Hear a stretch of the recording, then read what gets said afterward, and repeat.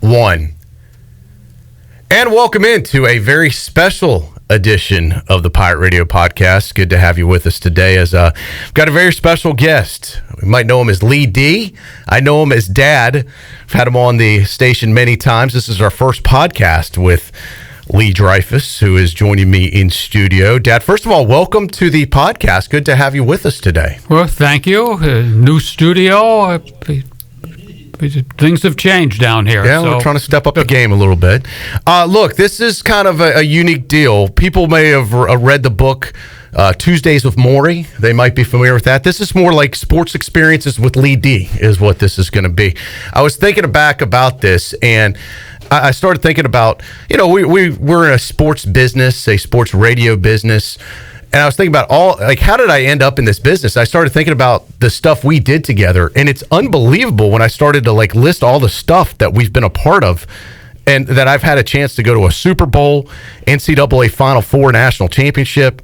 I've run the Olympic torch, a New Year's Day bowl game, a Stanley Cup final, all stuff not only I've been able to do, but I've done with you, which is very unique. How many people can say they've got to do all those things with their dad?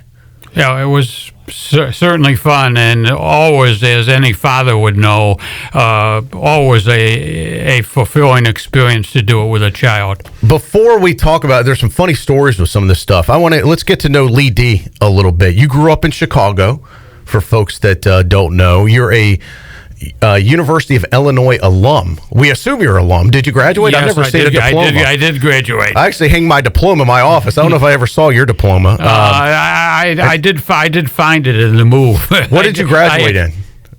Public accounting or something? In accounting. All right. Accounting degree.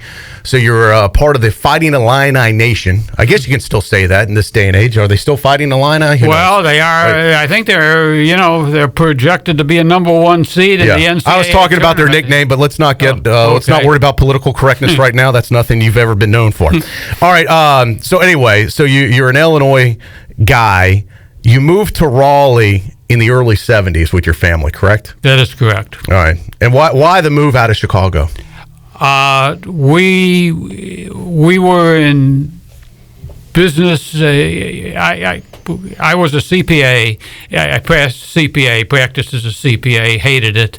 Went into business with a high school classmate of mine, Steve Shapiro, which we had a questionable past. Our mother, your grandmother, my mother had a meltdown because I think I turned down a junior partnership in a CPA firm to go into business with a bankrupt manufacturing firm of truck gears. And we just made a number of right moves, sold the manufacturing company in the early 70s, stayed a couple more years, and then we wanted to get your mother and I wanted to get out of Chicago. All right, got tired of the cold, so you decided to move to Raleigh. You had a lot of connections in Chicago. One of your best friends ended up being the right-hand man to Jerry Reinsdorf, who owns the Chicago Bulls and also the Chicago White Sox. And he's your best friend, right? He was. Used to be, but rest in peace. Yeah. Yes. Steve Shapiro. No. I always get these guys mixed up. Jerry Penner. Jerry Penner was the guy. So you and Penner are best friends, but he was Reinsdorf's right-hand man, correct? Absolutely. What did he think about Reinsdorf?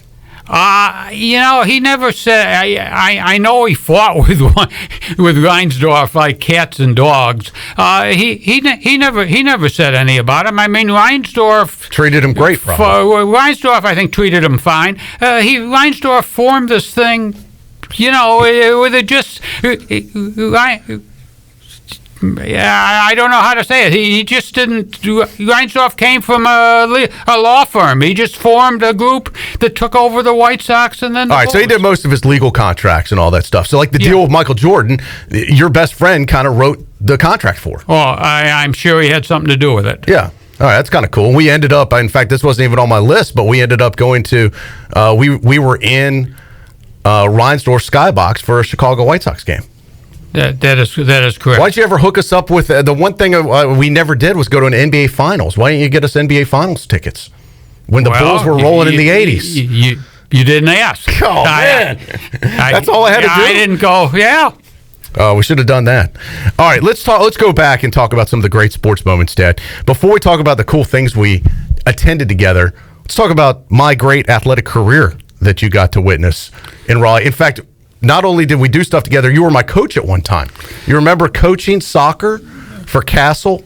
Oh, I remember. In Raleigh, the Vikings? I remember coaching soccer. We had a very good team. How do you think you were as a coach? Oh, horrible. But I had somebody that played center forward for South Carolina, as it turned out, when he went to college. Clark Brisson. Yep. Mm-hmm. And I learned early on that was one of the secrets of being a successful coach. Key to good coaching is great players, ain't it, Dad? Absolutely. Yeah. How was the young Troy D on the soccer team? You were okay. Your attention span, like in many things, was let's say lacking. But you were fine. Yeah, I also learned a valuable lesson. Surround yourself with talented people. Well, that's an excellent point.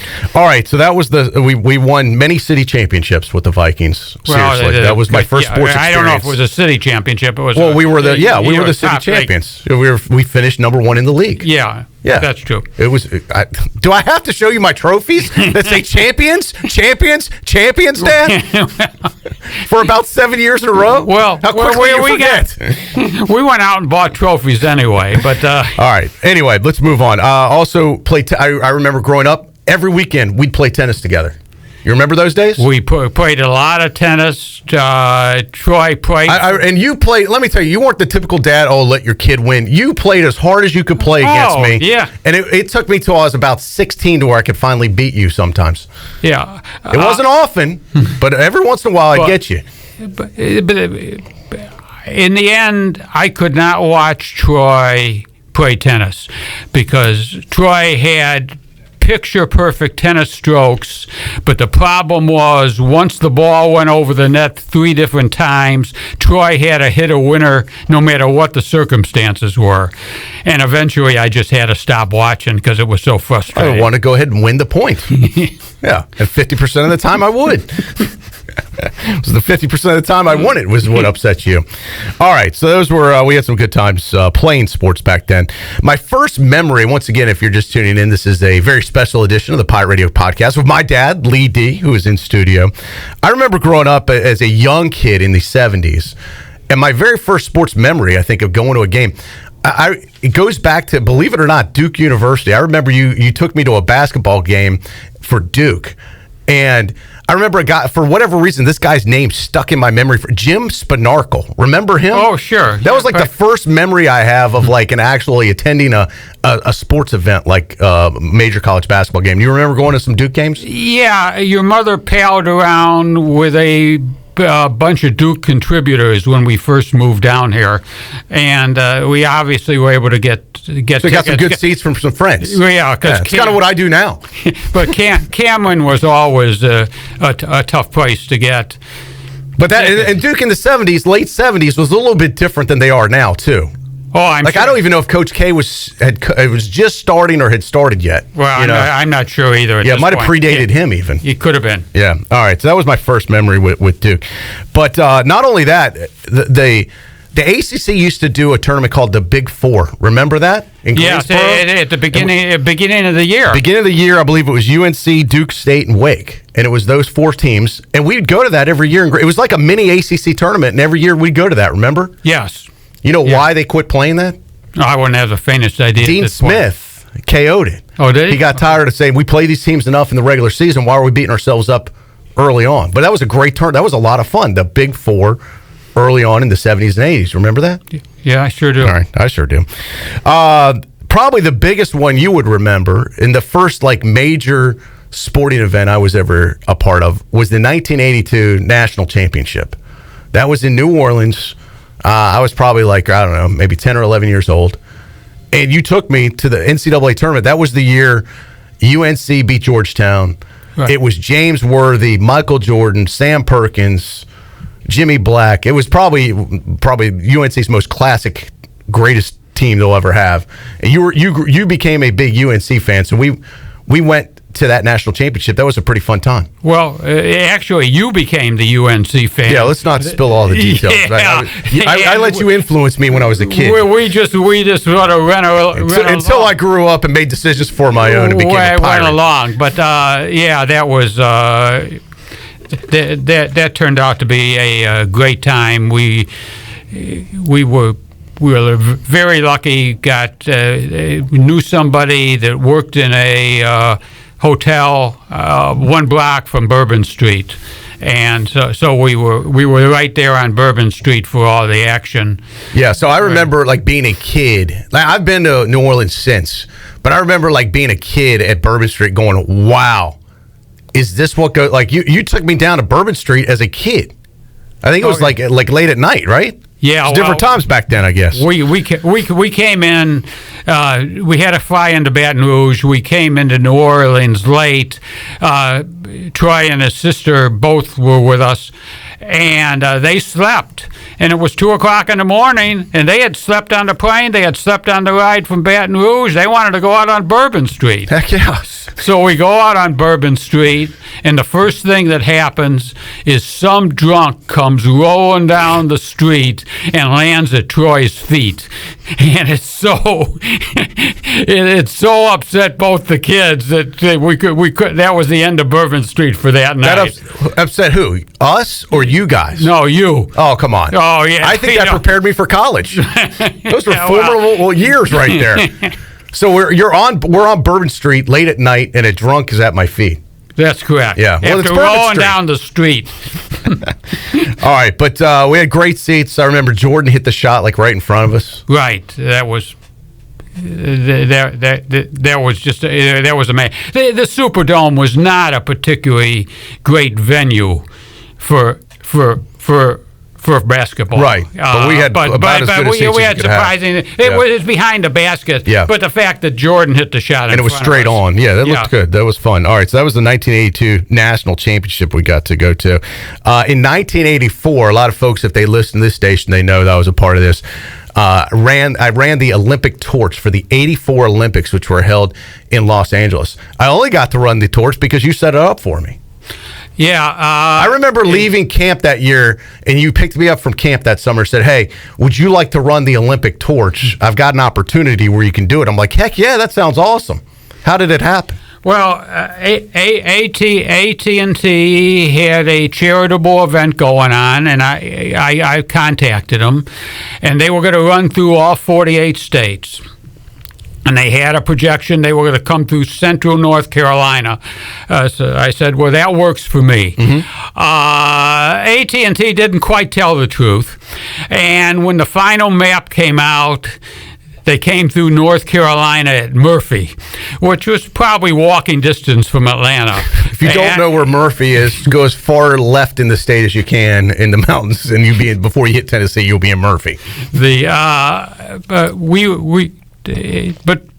we went out there. It was a great experience. Troy ran the torch there, had hundreds of kids behind him. Now, this was probably, at the time, the biggest thing ever to happen in Murphy, North Carolina. I would think so. It was hundreds of people running behind me. It was thousands of people on the street. And at this point, I'm like a 13-year-old kid, and you got to run basically a mile with it. Yeah. And you have the torch in your hand with the Olympic flame, and basically you're waiting for it to come down. It's like everybody gets a leg to run a mile. And I think there were 7 of us that were going to go through Murphy or whatever. And the person coming up to you literally lights your torch, you run your mile, and then you light the next person's torch. But I remember about a couple hours before this thing, I was scared to death. I don't think I ever told you this. I almost backed out because I was so afraid of, like, what happens if this, like, I catch on fire, I drop this thing. I started running every worst case scenario you could run with an Olympic torch, and I almost started giving myself like a freaking panic attack over it, worried about what's going to happen if I screw this thing up or with danger with the fire. But I got over it, and once it started, it was it wasn't as bad as I thought it was going to be. Oh, it was a great scene. The other crazy thing that happened that day, when we got to Murphy, we tried to take some pictures, and it was with the old cameras because there were no cell phones at that time. This is 1984. The cameras weren't great. Yeah, and all of a sudden we couldn't take the pictures, and we didn't realize there was an eclipse of the sun that day that we had no knowledge of, and that's why none of the pictures were coming out. The other problem was it's not like today's day and age. Everybody's got a video and camera in their pocket. It was hard to capture, video back then. You had to have like a really expensive. Most people didn't have a camcorder back then in the early mid 80s. So I've got a few still photographs from this that proves it, but that's about it. Well, and you still have you were able to keep the torch. Was able to keep the Olympic torch, one of the greatest mementos I have in my sports collection. How many people have an Olympic torch, Dad? Very few. Yeah, that's kind of cool. All right, so that was a lot of fun running the Olympic torch. Then we did some other regionals with. I remember traveling. You had us on the team plane with UNC basketball, like in the '85 year. I think they went to Birmingham, played to the regional. And I remember, like, back then, you could actually fly with the team. You remember that? It varies. If there was available space, we did able to fly with the team. In fact, you mentioned Birmingham. Two things I remember about Birmingham. Number one, you met Dean Smith in an airport. Yep. I don't know where we were. We were in an airport hangar. Yeah, we were in a hangar, exactly. And the other thing is, I think we stayed with the Villanova team. Yes. And you didn't think they were going to go anywhere. And they won the national championship. They won the national championship that year. They were a great team. And I remember meeting Dean Smith, even back then, was like a mythical character. I mean, the dude was like literally... Yeah, like a living legend. And meeting him as a kid, it was like meeting. So I was like, "Holy cow! I just met Dean Smith." But I'll never forget him sitting there smoking. I was stunned that he was a smoker because he kept that out of public view. But he was definitely a hardcore smoker, but no one ever really knew that publicly.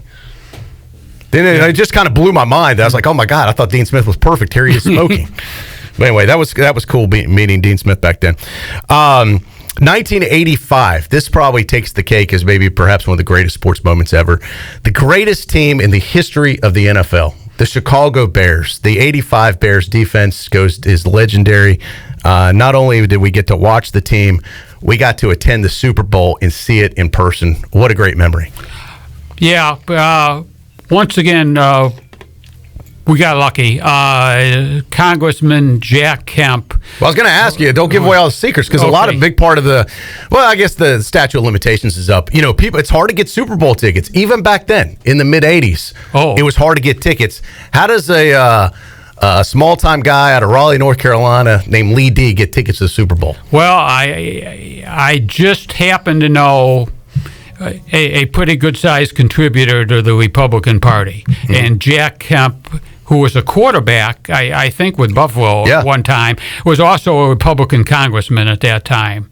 And he called the office and... so you knew a guy that knew a guy, literally. That's right. And we met Jack Kemp people down in New Orleans. I was never 100% sure this thing was going to work, but they were as great as can be, and we had as good a seats in the Superdome as you could have had.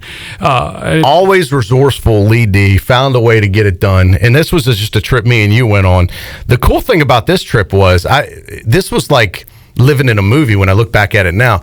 One of your best friends from Chicago was in the button business, and it was called Hot Lights, and they were the buttons that lit up. They had lights on them.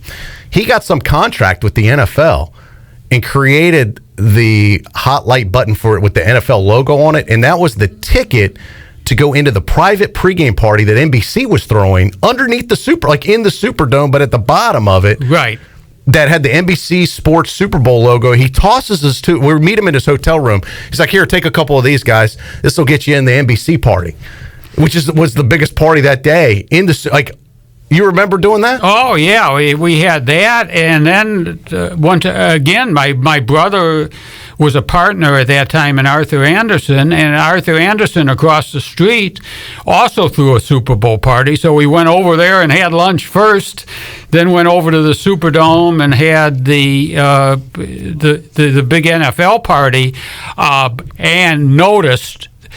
Thank God the thing with Jack Kemp's office worked. There were no tickets for sale for that game. The Bear fans had just flooded the town. There were 0 tickets for sale at any price. Yeah, you couldn't find a single ticket. I remember being at that NBC pregame party as a 14-year-old, and it was all you could eat and drink, whatever you want.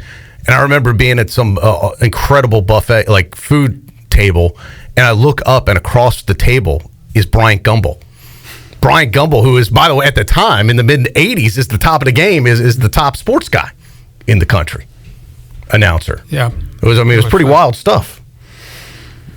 It was fun. But we had to fly in and out of Jackson, so even after the game, we had to go drive back to Jackson, Mississippi. That's one of the things you just had to do because you couldn't even get in and out of New Orleans back then. No, and it would have been 2 days later, and Troy was supposed to be in school. School.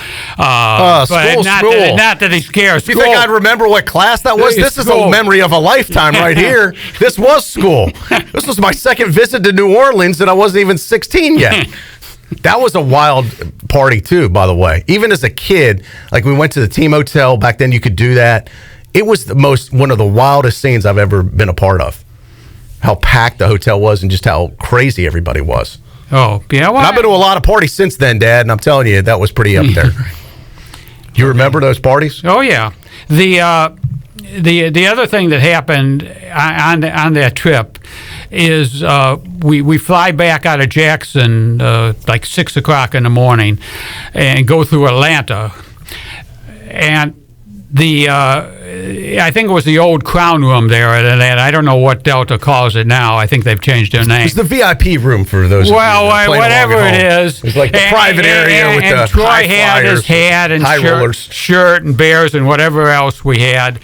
And one of the person tells him that's just sitting there, said, "I saw you on TV," and of course, Troy ate that all up. This guy didn't have the faintest idea. He probably did see me on TV. 70,000 people. It's nice of him to mention it. Yeah. All right, so the 85 Super Bowl is awesome. If you're just tuning in, this is Pirate Radio Podcast. My dad, Lee D. We're talking about our sports memories, our sports experiences, and this is one of my favorite stories, Dad. 1991. I'm at East Carolina University. The team is on the verge of one of the greatest college football seasons in history. I am telling you every week how crazy this is and how good the Pirates are, and it's a team of destiny. And I'm telling you, and back then in the early 90s, it was hard to get to a bowl game. There were just a handful of bowl games. ECU was an independent. There was no automatic bid. I mean, it was next to impossible. And I remember telling you, Dad, East Carolina hadn't been to a bowl game since, I don't know, the 70s or whatever, the Independence Bowl, maybe back to 79 or whatever. I said, they're going to a bowl game this year. They're going to go to a bowl game. I remember having arguments with you about this. And what did you do? You were so convinced East Carolina wasn't going to a bowl game in 1991. What did you do? Do you remember? Well, I remember going down to Atlanta. No. Do you remember what you said to me way before Peach Bowl, any of that stuff? This is just in the middle of the season. No. You were so convinced East Carolina wasn't going to a bowl game. You're like, they're not going to a bowl game. Your team sucks. They haven't been to a bowl game in ages. If they go to a bowl game, I'll pay for all your expenses. No, that would. And then he goes, in fact, I'm so convinced. You said you'll pay for all my expenses for every bowl game going forward. You remember that? That's sort of, now that you mention it, that would be the type of thing I would have said. Yes, it was the type of thing you said because you said it. So, lo and behold, of course, East Carolina gets to a New Year's Day bowl game. It's my third year in college at that point. And I call you on the bet. You had to pay. We get room. I get a room in the Marriott. You didn't stay with me. You ended up going down. And I remember you covered my expenses. I went with my buddies. And I think my roommate back then, Mark Helms. But we went separately. But you did go to the Peach Bowl. You attended the ECU Peach Bowl in January 1st, 1992, as I did. We just did it we weren't there together at the same time, but you did live up to at least that side of the bet and cover my expenses. And it was crazy times. We tried to come visit you at the hotel, and it was restricted. You couldn't even get in. Could not get in. Somehow I got the room at the Marriott Marquis myself without your help. But I think I learned your resourceful ways, and then I called in some favors and got a room there. Well, your sister lived down there at that time, so she was no help, Dad. I didn't say you said, but I had something. We did something with her. I can't remember. Yeah, but anyway, the irony in all this is what happened during the game.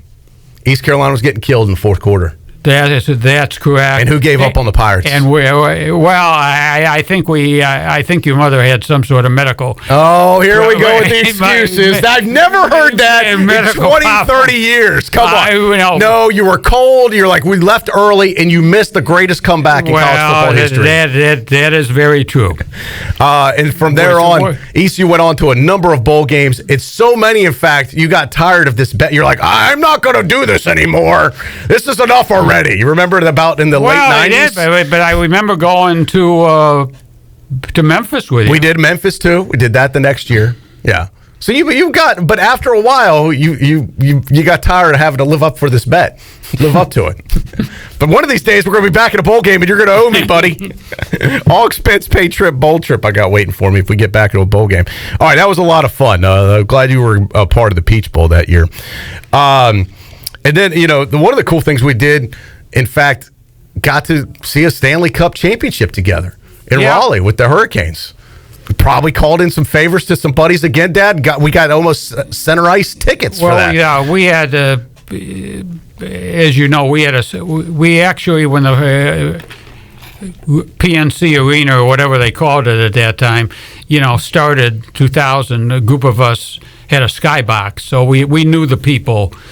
Yeah, by then you were high rolling in Raleigh, hanging out with all the big shots, and you guys had the 50 half court, 50-yard line skybox at PNC Arena. Well, let me tell you, that was only the result of stupidity, because they were out trying to sell skyboxes, and if anybody knows how these corporations work, there's maybe a whole bunch of meetings before a decision could be made like that. We were sitting around a table with a bunch of guys and said, sure, we'll buy the skybox, and one of the, you ended up splitting it with a bunch of your friends. Yeah, a bunch of friends, and the reason we had the one we had, it turned out to be center court, which we might have jumped at anyway, was because Andrew Sandman was a huge concert guy, and he wanted the venue for all the concerts, because we had the skybox. Yeah, you get it for every event. Yeah. And what a so great we had it drove the banks crazy that we would a bunch of jerks would have this box, and you got they that didn't right. have it. All right, but it was so when you guys after a while, after so many years, you got almost tired of going to all these events. Well, it became a job. Events, it was too many, and it was a lot of money. Yeah, I'm sure it was a lot of money. So anyway, but the box was so good, it went back to to PNC. They got it. Oh, the bank jumped on it. Yeah. All right. But those were some fun times. But Stanley Cup final, we had a good time watching the Hurricanes win a championship there, too. What was the other thing is, kind of came full circle. It was a couple years ago. I now have tickets to the Chicago Bears. The Bears were in the playoffs, first time, a home playoff game, first time in a long time. And I got to take you to Chicago with me as my guest. Yep. To sit in my seats for that playoff game, which was an incredible weekend. Just an amazing weekend, an awesome game if it wasn't for the jerk field goal kicker who hit the double doink game. But the best thing was I got to take you, for all the cool things you got to do, that I got to do with you throughout my childhood and really sometimes even adulthood. I was finally able to at least pay you back one time. Well, as I say, it is unfortunate we were standing right underneath the field, the goalpost. It was coming right at us. Yeah, and that is really basically what you remember of the weekend. Unfortunately, yeah, that you can still see that ball bounce twice off the goalpost. Which is such a shame because we had so much fun actually tailgating ahead of time with all the people up in Chicago. We had such a great family dinner the night before. It's just if that game could have just ended differently, it would have a total different memory. But still a great weekend that we got to participate in. So you look back at it, man, Super Bowl, National Championship Final Four, Olympic torch, New Year's Day bowl game, Stanley Cup final.